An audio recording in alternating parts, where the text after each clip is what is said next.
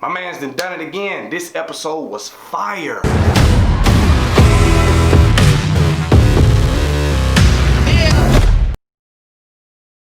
So episode 9 picks up right where episode 8 left off, and that's with D being infected with the Jigaboo curse. Now you got everybody sitting around confused about what to do because magic is kind of out of their wheelhouse, even though they're learning about it and they find out they may have an aptitude for it. They don't know what to do in this situation. So Ruby decides to reach out to Christina, and Christina agrees to help on one condition. Tick has to give himself up during the autumnal equinox, I think I said that right, in order to make her immortal. Now while this is going on, Hippolyta shows back up and she's caught up to speed and she realizes like, okay, they can't save my baby, they only gonna reverse the clock because Christina said it without the book of names.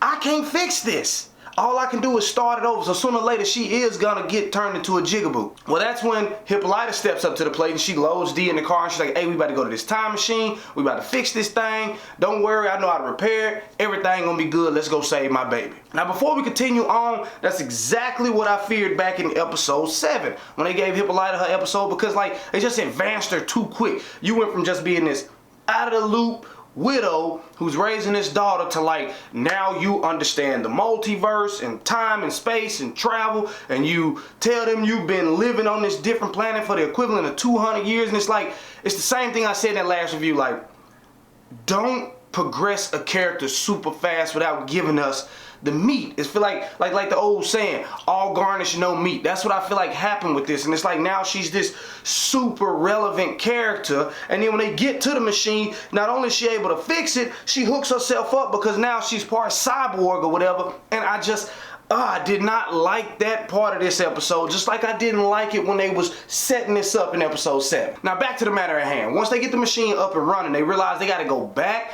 to Tulsa the night of the massacres because they gotta get the book of names out of Atticus's family's house before it gets burned down. So Hippolyta opens up the portal, Tick, Montrose, and Atticus all jump in, and now we got episode 8, and that's where all the good stuff started happening. So Hippolyta opens up the portal to Tulsa, they go in, they get the book from Tick's family's house, they get back, everything's good, boom, great episode, right? No, but seriously, while they were there, so much happened.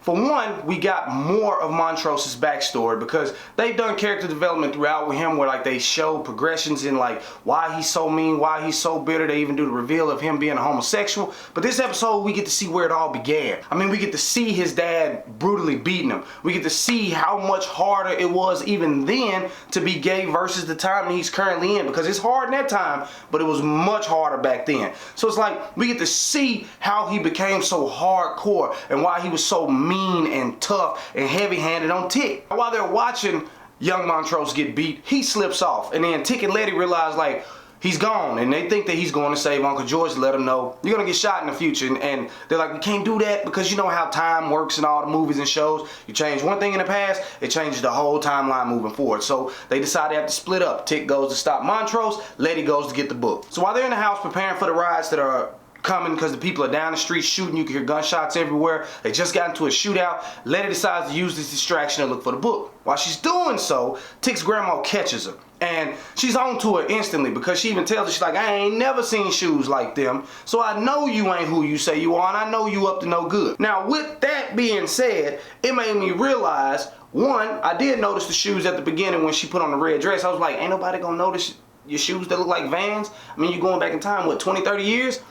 Secondly, I realized that I thought Tick and them had some old names.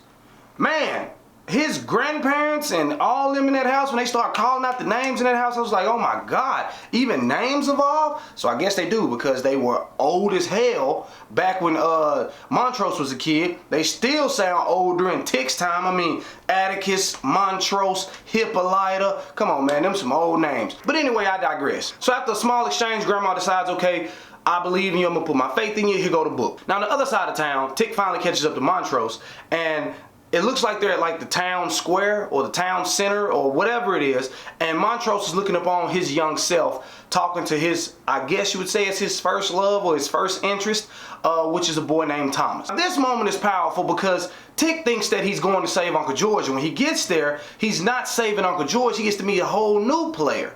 And through Montrose's pain and his retelling of this traumatic night, Tick gets to see that He wasn't a bad father by choice. And although I really do like that most movies and shows, at least major ones, follow some of the general guidelines that we seem to understand or have come to a general agreement on about time travel, it also brings into the question free will. Because if young Montrose already experienced the older Tick saving him when he was a kid, and now Tick is saving him again, don't that make you think that it was gonna happen no matter what, and that they didn't really have a choice in the matter? Because he ended up right where he was supposed to be and where he already had been years and years prior when Montrose was still a kid. But anyway, Tick saves young Montrose just like he had already did in young Montrose's life, and then him and older Montrose leave to get back to the portal where Letty is supposed to already be. They get back, Letty's not there, and the episode ends with Letty coming down the street and the riots are in full effect now.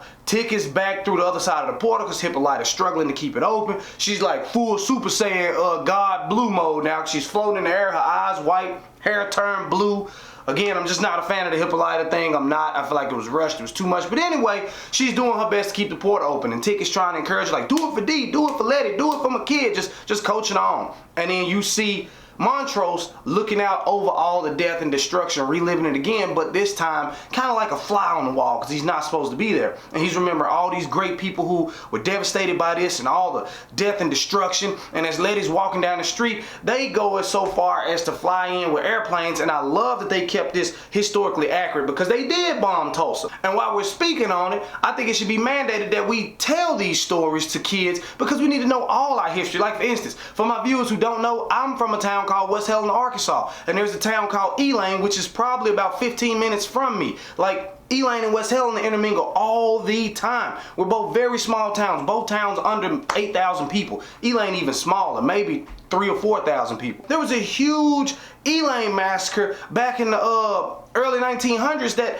I didn't know about until like 2 months ago. So it's like seeing this show, and even though it's for entertainment purposes, it also is historically accurate and it's a teaching platform. And I really appreciate that about this show. And now we only got one more episode, the season finale. So I get to see next week if he comes back and ties everything in, which he's been doing a pretty good job on. But I want to see how's Hippolyta gonna play into this, because if you have all these secrets and knowledge and whatnot, can't she just tell Christina, hey, there's a multiverse out there, there's other Earths out there, you know, you can be immortal, all you need to do is understand this stuff and then they'll accept you just like they tried to accept me. So maybe by her knowing all this, she can help save Tick, but right now it's not looking good for Tick. Alright, so that's it for this one. So for the comment convo today, I want y'all to let me know about a piece of history that you learned about that you feel like should have been taught in school. Like I said, for me it was the Elaine Massacre, but I also feel like the Tulsa, Oklahoma Massacre should be just a bigger day as Columbus Day. And Columbus Day needs to start telling the truth, by the way. They make it a glorified day, but that's neither here nor there. Whatever it is, comment below and let me know. And as always, if you liked this video and you thought it rocked, like, comment, and subscribe to see more from me, Mike Proc. Later.